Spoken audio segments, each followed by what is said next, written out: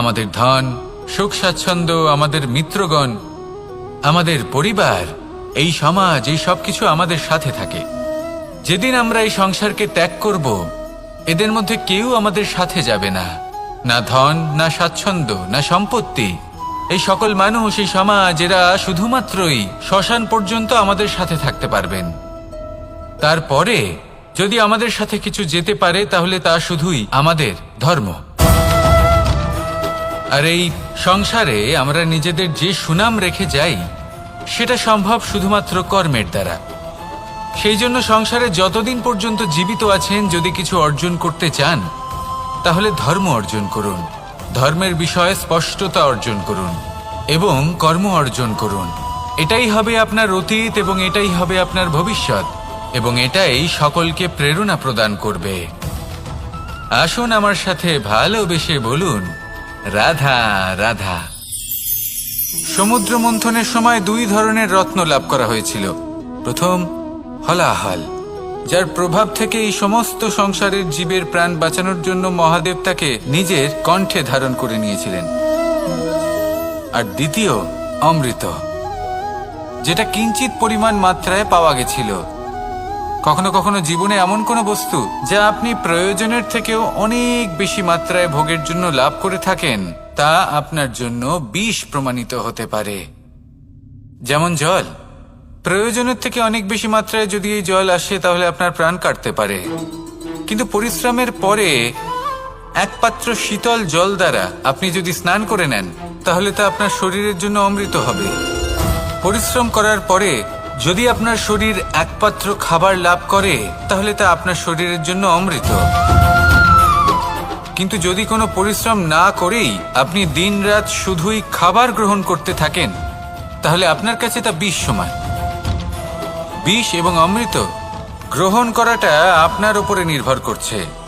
কোনো বস্তু আপনার পক্ষে বিষও হতে পারে, আবার অমৃতও হতে পারে। নির্ভর করছে যে আপনি সেটা কিভাবে ব্যবহার করছেন, কতটা মাত্রায় ব্যবহার করছেন। আসুন আমার সাথে ভালোবেসে বলুন, রাধা রাধা। অনেক সময় আমাদের মনেই ভাবনা আসে যে আমাদের নিরীহ স্বভাবের সুযোগ নিয়ে এই সংসারের মানুষ শুধু আমাদের দুঃখই দেয়। কতবার এমন মনে হয় যে আমরা সবাইকে সাহায্য করার জন্য এগিয়ে যাই, আর সকলে আমাদেরই দোষ দেয়। অনেক সময় এমন মনে হয় যে আমরা শুধুই সৎকর্ম করি, সকলের ভালো চাই, কিন্তু সকলে আমাদেরই বিষয়ে খারাপ কথা বলতে থাকে। দুঃখ হয়, কিন্তু আমাদের এটা ভেবে দেখা উচিত যে মানুষ আম গাছের গায়ে পাথর ছোড়ে, শাল গাছের গায়ে পাথর কেন ছোড়ে না? কারণ এই আম গাছে পাওয়া যায় মিষ্টি এবং সুস্বাদু ফল। অন্যদিকে শাল গাছ থেকে আমরা কি পাই? শুধুই কাঠ। তাই যদি আপনাকে কেউ কথা শোনায়, আপনাকে কোনো কিছুতে বাধ্য করার চেষ্টা করে, আপনার বিষয়ে অনুচিত কথা বলে, তাহলে নিশ্চয়ই আপনার মধ্যে এমন বিশেষ কিছু আছে যা তাদের মধ্যে নেই। নিজের মধ্যে আত্মবিশ্বাস বাড়িয়ে তুলুন, ধন্যাত্মক ভাব আনুন, সৎকর্ম করতে থাকুন। কোনো কটুতা এই মনে প্রবেশ করতে দেবেন না। এই মন সুপ্রসন্ন হয়ে বলবে, রাধা রাধা।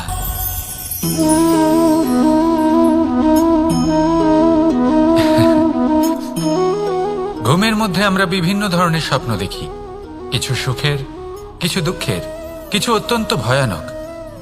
কিন্তু সত্যি কথা বলতে এর উপর আমাদের কোনো নিয়ন্ত্রণ নেই। কিন্তু আমি এমনও কিছু ব্যক্তিকে দেখেছি যারা খোলা চোখে স্বপ্ন দেখেন এবং তা যাপন করেন। নিজেদের একটা আলাদা স্বপ্নের নগরী আছে ওনাদের, সেখানেই জীবন যাপন করেন। আসল বাস্তবটা কি তাতে ওনাদের কিছুই যায় আসে না। এমন কিছু মানুষ আছেন যাদের কাছে বিন্দুমাত্র জ্ঞান নেই। সে না হয় ঠিক আছে, কিন্তু জ্ঞান এমনভাবে প্রদান করবেন যে মনে হবে সংসারের সমস্ত জ্ঞান তাদের কাছেই রয়েছে। এমন কিছু মানুষ আছেন যারা ভালোবাসতে জানেন না, আর তাও আমি মেনে নিলাম। কিন্তু কথা এমনভাবে বলবেন তাতে মনে হবে যেন প্রেমের বিষয়ে সবকিছু শুধুমাত্র ইনিই জানেন। এবার আমি এমন কথা অবশ্যই বলছি না যে আপনি এরকম করেন, কিন্তু যদি কোনো ব্যক্তি এরকম করেন, তাহলে তার এটা মাথায় রাখা উচিত যে সেই ব্যক্তি অন্য কারোর সাথে নয়, নিজের সাথে অনুচিত করছেন। কারণ এমন কাজ করে উনি নিজের দোষ, নিজের অপগুণ সংসারের কাছে নয়, নিজের কাছে লুকোচ্ছেন। আপনি যদি নিজেকে বুঝতে না পারেন, সম্পূর্ণরূপে নিজেকে আকলন না করেন, নিজের অপগুণ, নিজের দোষ পূর্ণরূপে না বুঝতে পারেন, তাহলে এটা কি করে বুঝবেন যে নিজেকে কিভাবে শুধরে নিতে হবে? আপনাকে নিজের সত্য স্বীকার করতেই হবে, তারপরেই আপনি নিজেকে পরিবর্তন করতে পারবেন। তাহলে স্বপ্নে নয়, বাস্তবে বাঁচুন, আনন্দে বাঁচুন, আর আমার সাথে ভালোবেসে বলুন রাধা রাধা। ইচ্ছে বড়ই বিচিত্র জিনিস। এই ইচ্ছে যদি তা পূর্ণ না হয় তাহলে তা ক্রোধকে জন্ম দেয়, যদি তা পূর্ণ হয় তাহলে লোভকে জন্ম দেয়, যদি সময়ের মধ্যে পূর্ণ না হয় তাহলে শোককে জন্ম দেয়, আর যদি সময়ের পূর্বেই পূর্ণ হয়ে যায় তাহলে অহংকারকে জন্ম দেয়। সকলের ইচ্ছে থাকে, আপনারও অবশ্যই থাকবে, তা অবশ্যই পূরণ করবেন। কিন্তু একটা কথা মনে রাখবেন, আপনার এই জীবন এটা কোনোভাবেই আপনার ইচ্ছে পূরণ করার মাধ্যম নয়। এ হলো ধৈর্য সাধনের এক মাধ্যম, নিয়ন্ত্রণ করার এক মাধ্যম। নিয়ন্ত্রণ নিজের কামনার ওপর, নিজের ইচ্ছের ওপর, নিজের আবেগের ওপর। কারণ ইচ্ছে এটা হলো সেই অশ্বের মতো যা একবার লাগাম ছাড়া হয়ে গেলে, আপনার হাত থেকে যদি এই লাগাম বেরিয়ে যায় তাহলে তা আপনাকে সোজা বিনাশের পথে নিয়ে যেতে পারে। কিন্তু যদি আপনি একে নিয়ন্ত্রণ করতে পারেন তাহলে এটা আপনাকে সাফল্যের শিখরে অবশ্যই পৌঁছে দিতে পারে। তাহলে ইচ্ছেগুলিকে নিয়ন্ত্রণ করুন আর আমার সাথে ভালোবেসে বলুন রাধা রাধা। আমরা সকলে শক্তি অনুভব করতে চাই। এবার যদি আপনাকে জিজ্ঞেস করা হয় যে সবথেকে বেশি শক্তির অনুভব কোথা থেকে করা সম্ভব, তখন কেউ কেউ বলবেন পুষ্টিকর আহার গ্রহণ করলে, ব্যায়াম করলে, কেউ বলবেন ধন লাভ করলে, বন্ধুদের থেকে, পরিবারের থেকে, আদি ইত্যাদি। এইভাবে আপনি শক্তির অনুভব অবশ্যই করতে পারেন, কিন্তু সবথেকে বেশি শক্তির অনুভব যদি আপনি করতে চান তাহলে তা পাবেন শুধু একতার দ্বারা, সংগঠনের দ্বারা। যদি আপনাকে উদাহরণ দিই, নিজের এই হাতটাকে দেখুন, 5টা আঙুল রয়েছে। কোনো একটা বস্তুকে নিজের একটা আঙুল দ্বারা তুলে ধরার চেষ্টা করে দেখুন, বড়ই কষ্ট হবে। তখন আপনি বুঝতে পারবেন যখন এই 5টি আঙুল একত্রিত হয় তখন কোনো কাজ কতটা সহজ হতে পারে। এটাই হলো শক্তি, একতার। সব থেকে ভালো উদাহরণ যদি আপনাকে দিই তাহলে বাঁশি। এই বাঁশি থেকে অত্যন্ত মধুর সুর নির্গত হয় যা সবার মন প্রসন্ন করে দেয়। এই কথা সত্যি, কিন্তু এই বাঁশি আমি একটা বা দুটো আঙুল দিয়ে বাজাতে পারবো না। আমাকে প্রত্যেকটা আঙুল ব্যবহার করতেই হবে, তবেই এর থেকে মধুর সুর নির্গত হবে যা সকলকে প্রসন্ন করবে, ঠিক কিনা? ঠিক এইভাবেই যদি আপনি চান যে আপনার জীবনরূপী বাঁশি থেকেও মধুর সুর নির্গত হোক বা সবার মনকে প্রসন্ন করে তুলুক, তাহলে আপনাকেও জীবনে একতা নিয়ে আসতেই হবে। আপনি একাও কর্ম করতে পারেন, পথ চলতেও পারেন, সামনেও এগোতে পারেন, সাফল্যও লাভ করতে পারেন। কিন্তু যখন সকলে একসাথে এগোবেন, সেই পথে চলবেন, সেই কর্মই করবেন, তখন লক্ষ্যে অবশ্যই পৌঁছবেন, সাফল্য অবশ্যই লাভ করবেন। কিন্তু সেই সাফল্য এবং তার আনন্দর সংমিশ্রণটাই একটু অন্যরকম হবে। তাই জীবনে ঐক্যবদ্ধ হন, একসাথে মিলে এগোতে থাকুন, আর আমার সাথে ভালোবেসে বলুন রাধা রাধা। আমাদের মধ্যে এমন অনেক মানুষ আছেন যারা বই পড়তে পছন্দ করেন, অনেক মানুষ আছেন যারা ভিন্ন ভিন্ন রকমের কাহিনী পড়েন। এবার পড়তে পড়তে মাঝে এমন একটা অধ্যায় অবশ্যই আসে যা আমাদের হৃদয় স্পর্শ করে যায়। আমরা হৃদয় যন্ত্রণা অনুভব করি, তাও আমরা সেই কাহিনী শেষ পর্যন্ত পড়ি এবং তখন আমরা বুঝতে পারি যে সেই যন্ত্রণাময় অধ্যায়টি কেন এসেছিল, তার থেকে আমরা কি শিক্ষা পেলাম, এবং আমরা অবশেষে লক্ষ্যেও পৌঁছলাম। কিন্তু যদি সেই যন্ত্রণাদায়ক অধ্যায়টিতে আপনি থেমে যান, আপনি যদি এটা ভাবেন যে আমি আর পড়তে পারবো না, তাহলে আপনি জানতেও পারবেন না যে পরবর্তীতে কি হতে চলেছে। এই মন দুঃখে ভরে উঠবে। মনে প্রশ্ন আসতেই থাকে যার উত্তর আমরা পাই না, নিজেদের লক্ষ্য বুঝতেই পারি না। এইভাবেই আমাদের জীবনেও যদি এমন কিছু হয় যা অত্যন্ত দুঃখজনক, যদি এমন কোনো কঠিন অধ্যায় আপনার জীবনে আসে, থামবেন না। তা হলো আপনার জীবনের কাহিনীর একটি যন্ত্রণাদায়ক দুঃখজনক অধ্যায় মাত্র। শেষ পর্যন্ত এই কাহিনীতে টিকে থাকুন, কর্ম করতে থাকুন। আপনি বুঝতে পেরে যাবেন যে এই কঠিন পরিস্থিতি আপনার জীবনে কেন এসেছিল। আপনি শিক্ষাও লাভ করবেন এবং লক্ষ্যও লাভ করবেন। আসুন আমার সাথে ভালোবেসে বলুন, রাধা রাধা। খুব সুন্দর একটা কাহিনী আছে।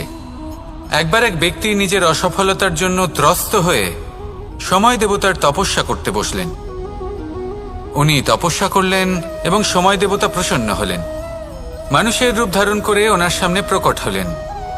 এবার সেই ব্যক্তি ওনাকে জিজ্ঞেস করলেন যে কি এমন আছে যার জন্য আপনি বারবার জয়ী হন আর আমি চিরকাল পরাজিত হয়ে থাকি? কেন এত পরিশ্রম করা সত্ত্বেও আমি সাফল্য লাভ করতে পারি না? তখন সময় দেবতা উত্তর দিলেন যে দিন হোক বা রাত, ঝড় হোক বা ভূমিকম্প, রোদ হোক বা বৃষ্টি হোক, সময়ের সূত্রপাত হোক বা প্রলয়, আমি থামি না, আমি চলতেই থাকি। আর সেই জন্য যিনি থেমে যান তিনি পরাজিত হন আর আমি জয়ী হই। এটাই আমাদের শিখতে হবে। জীবনে সবসময় চলতে থাকুন, কখনো থামবেন না। হ্যাঁ, কিছুক্ষণের জন্য বিরতি নিতে পারেন, বিশ্রাম করার জন্য, নিজেকে আরো সশক্ত করে তোলার জন্য, কিন্তু থেমে যাবেন না। নিরন্তর কর্ম করতে থাকুন, পরিশ্রম করতে থাকুন, তবেই এই সংসার আপনাকে মনে রাখবে। আসুন আমার সাথে ভালোবেসে বলুন, রাধা রাধা। বস্ত্র আমাদের সকলের প্রিয়, এটা আমাদের জীবনযাপনের জন্য প্রয়োজনীয়। আমরা সবসময় চেষ্টা করি সেই বস্ত্র পরতে যা পরলে আমাদের দেখতে ভালো লাগে। কিন্তু কখনো এই কথা ভেবে দেখেছেন যে কিছু বস্ত্র যদি স্বচ্ছ হয় তাহলে তা পুরনো হলেও দেখতে ভালো লাগে? ঠিক তেমনই যেমন কোনো খাবার যদি মশলাদার না হয়, অত্যন্ত সুস্বাদু নাও হয়, কিন্তু যদি তা গরম হয়, টাটকা হয়, তাহলে খেতে ভালোই লাগে। ঠিক সেইভাবেই যদি কোনো ব্যক্তি সুন্দর নাও হয় কিন্তু তার কথা খুবই মধুর হয়, তাহলে সেই ব্যক্তি সকলের প্রিয় হয়। কোনো ব্যক্তি যদি ধনবান নাও হন কিন্তু তিনি যদি গুণী হন, তাহলে এই সংসারে সম্মান লাভ করেন। সেই জন্য কখনো এই বিষয়ে দুঃখ পাবেন না যে আপনার কাছে ভৌতিক স্বাচ্ছন্দ্য নেই। আপনার কাছে সব থেকে বড় বস্তু, সব থেকে মূল্যবান বস্তু যেটা আছে সেটা হলো আপনার আত্মা, আপনার মন, আপনার বিচারধারা, আপনার গুণ, আপনার কথা। এগুলো সবসময় শুভ রাখুন এবং সবসময় নিজের সাথে রাখুন। এই জীবন সফল হবে এবং প্রেমময় হয়ে বলে উঠবে, রাধা রাধা। মানুষের জীবন বড়ই বিচিত্র হয়। যেই মুহূর্তে জন্ম নেয় একটা প্রতিস্পর্ধায় প্রবেশ করতে থাকে। মানুষ জন্ম নেয় আর প্রতিস্পর্ধা শুরু হয়ে যায় ভাই এবং বোনের মধ্যে সর্বশ্রেষ্ঠ হবার, সবার থেকে এগিয়ে থাকার। তারপরে সে যায় গুরুকুলে, নিজের বন্ধুদের মধ্যে সর্বশ্রেষ্ঠ হওয়ার প্রতিস্পর্ধা শুরু হয়। এবার সেখান থেকে বাইরে বেরিয়ে সংসার জীবনে প্রবেশ করে ধন উপার্জনের প্রতিস্পর্ধা শুরু হয়। তা সে যুদ্ধই হোক বা কলা হোক, এই প্রতিস্পর্ধা কখনোই আমাদের পিছু ছাড়ে না। তাই যদি প্রতিস্পর্ধা করতেই হয় তাহলে আমরা মানুষকে সাহায্য করার প্রতিস্পর্ধা কেন করব না? এমন এক প্রতিস্পর্ধা যাতে যে কেউ জিতুক বা যে কেউ হারুক না কেন, লাভ সকলের হবে। সকলের মধ্যে প্রেম বিতরণ করতে থাকুন, এইভাবেই আনন্দ বিতরণ করতে থাকুন। আর আমার সাথে ভালোবেসে বলুন, রাধা রাধা। এবার এই পুরুষার্থের বিষয়ে আপনারা অবশ্যই শুনেছেন, মোক্ষ, চতুর্থ পুরুষার্থ। আপনারা কি জানেন এই মোক্ষ আসলে কি? ধর্ম, অর্থ, কামনার পালন করতে করতে মৃত্যু লাভ করা, এটাই কি মোক্ষ? না, মোক্ষ হলো সেটাই যা জন্ম এবং মৃত্যুর ঊর্ধ্বে। প্রত্যেক ব্যক্তি, প্রত্যেক জীবই সংসারে কোনো না কোনো বিশেষ প্রয়োজনে আসে। ধর্মপথে, সৎপথে অর্থ উপার্জন করা, প্রয়োজনকে পূর্ণ করার চেষ্টা করতে করতে সেই প্রয়োজনকে পূর্ণ করা তাকে মুক্তির পথে নিয়ে যায়, যা হলো মোক্ষ। যদি এই মোক্ষ লাভ না হয় তাহলে মানুষ জন্ম এবং মৃত্যুর এই চক্রে বারবার ফিরে আসবে। তাই নিঃস্বার্থভাবে সদ্ভাব নিয়ে কর্ম করুন, সকলকে ভালোবাসুন, আর আমার সাথে বলুন রাধা রাধা। জল এ হলো জীবনের আধার পঞ্চতত্ত্বের মধ্যে একটি, আর অত্যন্ত বিশেষ। এর থেকে অনেক বড় শিক্ষা পাওয়া যায়। এই জল গন্তব্যের বিষয়ে এর স্পষ্ট ধারণা আছে। ও জানে ওর লক্ষ্য কি, আর প্রয়াস করে ততদূর সে পৌঁছেও যায়। এটি পর্বত থেকে বয়ে নিচে নেমে আসে, নদীর সাথে সমাহিত হয়ে তার সাথে বয়ে চলে, চিরসবুজ বনানী গড়ে তোলে, প্রাণীদের তৃষ্ণা নিবারণ করে, সামনে এগিয়ে চলে, মানুষের সাথে মিলিত হয়। যারা একে বাঁধের মধ্যে বেঁধে রাখতে চেষ্টা করে সে বন্দি দশাতেও থেকে যায়, মানুষের কল্যাণ করে। তারপর বাঁধ থেকে মুক্তি পেয়ে এগিয়ে চলে, কোথাও ধাক্কা খায়, কোথাও বাধা পড়ে, কোথাও যদি পথ খুঁজে না পায় তাহলে পথ খুঁজেই নেয়, আর যেখানে পথ থাকে না সেখানে পথ বানিয়ে নেয়, আর শেষ পর্যন্ত নিজের লক্ষ্যে পৌঁছেই যায়, অর্থাৎ সমুদ্রে গিয়ে সমাহিত হয়ে যায়। আমাদেরও কিছুটা এরকমই হয়ে উঠতে হবে। যেখানেই যাবেন সকলের কল্যাণ করুন, সামনে এগোন। আপনি কোথাও পড়ে গেলে, ধাক্কা খেলে আঘাত লাগবেই, উত্থান পতন লেগেই থাকে। সামনে এগোতে থাকুন। কোথাও পথ না পেলে তা খুঁজে নিন, কোথাও পথ না থাকলে তা বানিয়ে নিন। নিজের গন্তব্যের কথা সব সময় মনে রাখুন। শেষ পর্যন্ত নিজের মোক্ষ লাভ আপনি অবশ্যই করবেন। আর আমার সাথে ভালোবেসে বলুন রাধা রাধা।